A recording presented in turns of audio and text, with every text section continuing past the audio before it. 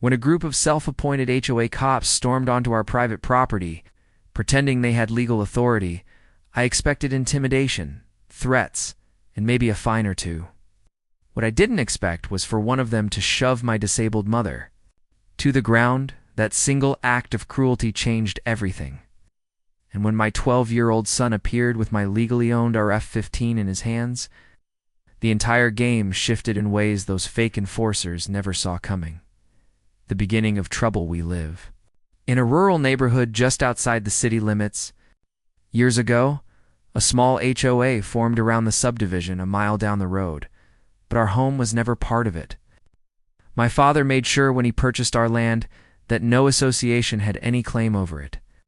We were free at least. That's what we thought. The trouble started when the HOA board changed leadership. A new president, a man named Roger Benson, took over. Roger was a retired mall security guard who fancied himself some kind of lawman. He had the type of ego that thrived on barking orders and flashing a badge, even if it was nothing more than tin he bought online. At first, Roger and his board mailed us letters claiming our property technically fell under HOA jurisdiction. We ignored them, knowing our deed said otherwise. Then came the threats of fines, then demands to remove my truck from the yard. Then claims we had to paint our fence the approved color. We sent copies of our deed back every single time. But it was like reasoning with a brick wall. The arrival of the cops, it was a Saturday morning when things escalated. I was in the garage working on my ATV. My 12-year-old son Luke was inside playing video games. And my mother, who has limited mobility and uses a cane, was sitting on the porch, enjoying the warm air.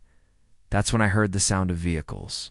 Pulling up, 2 black SUVs rolled onto our gravel driveway, each with magnetic stickers slapped on the doors reading HOA Security Enforcement Division. I nearly laughed at how ridiculous it looked, like kids playing dress-up. But the laughter died when 6 men stepped out, all wearing matching tactical vests, sunglasses, and utility belts with batons and tasers clipped on. They carried themselves like they were an official police unit. But nothing about them was legal. I walked out, wiping my hands. "Can I help you?" I asked. The tallest one, a barrel-chested guy with a goatee, stepped forward. "Sir, this is an HOA compliance visit. You've ignored repeated violations. We're here to enforce board orders." I stared at him, stunned. "You're on private property. We're not in your HOA. Get back in your cars and leave." "Whoa." Man smirked. "Not how this works. You've been warned. You're out of compliance, and we're authorized to act." My mom, overhearing this from the porch, raised her voice. "You're trespassing. My son already told you we're not part of your association." That's when it happened. One of the men sneered, walked toward her, and shoved her shoulder. She stumbled back, tripping over her cane, and fell hard onto the wooden porch floor. The shove that changed everything, the sound of her body hitting the ground, echoed in my ears like a gunshot.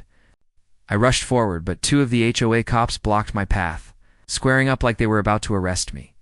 "You touch me, you're going to jail," one barked. "You're not cops," I roared. "Get out of my way!"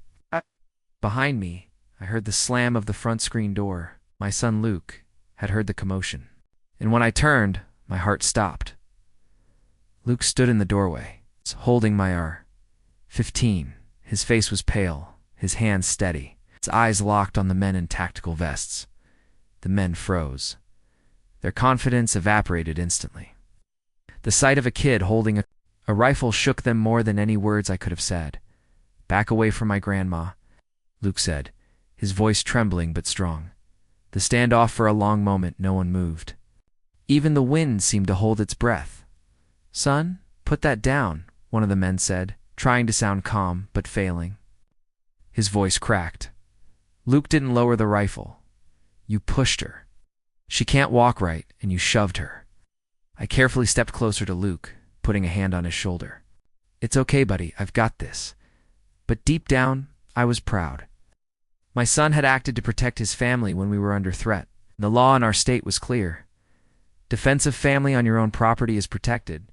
You all have 10 seconds to get off my land, I said, my voice low and steady, or I'm calling the sheriff and you'll be charged with trespassing, assault, impersonating law enforcement, and whatever else they decide to throw at you. And leader with the goatee looked around at his men. Their fake bravado had crumbled. They weren't ready for an armed standoff with a family defending their home. "This isn't over," he growled. "You'll regret this."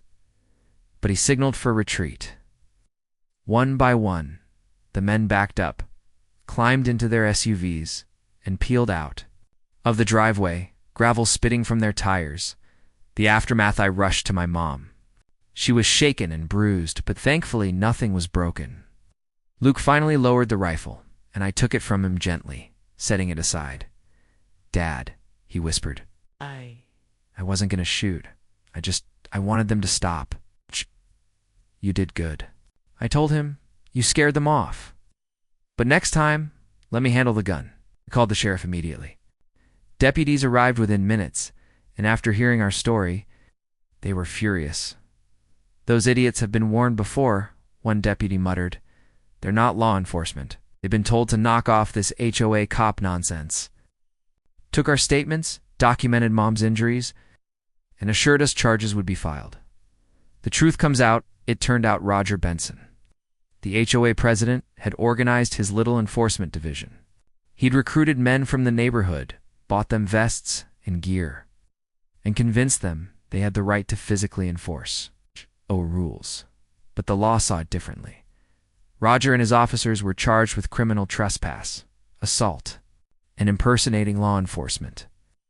The county prosecutor took the case seriously, especially after hearing about my disabled mom being shoved. The local news picked up the story. Suddenly, Roger's grand HOA police fantasy was exposed for the farce it was. He went from strutting around like a sheriff to being booked in county jail.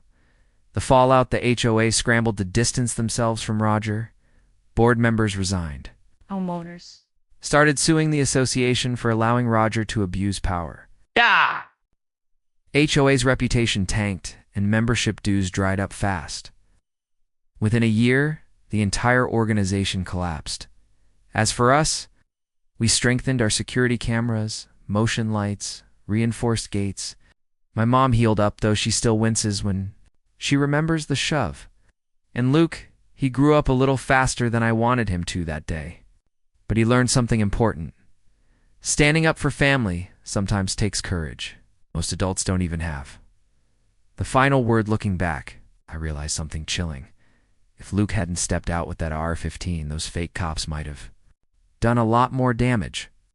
They had numbers, intimidation, and arrogance. We had truth, law, and the will to defend ourselves. Roger thought he could build an empire on fear. Instead, his little army crumbled the second they were faced with a 12-year-old who refused to be bullied. And that's the part they'll never live down. Asterisk, this story is just the beginning. There is so much more ahead. Subscribe to the channel to join me on this journey.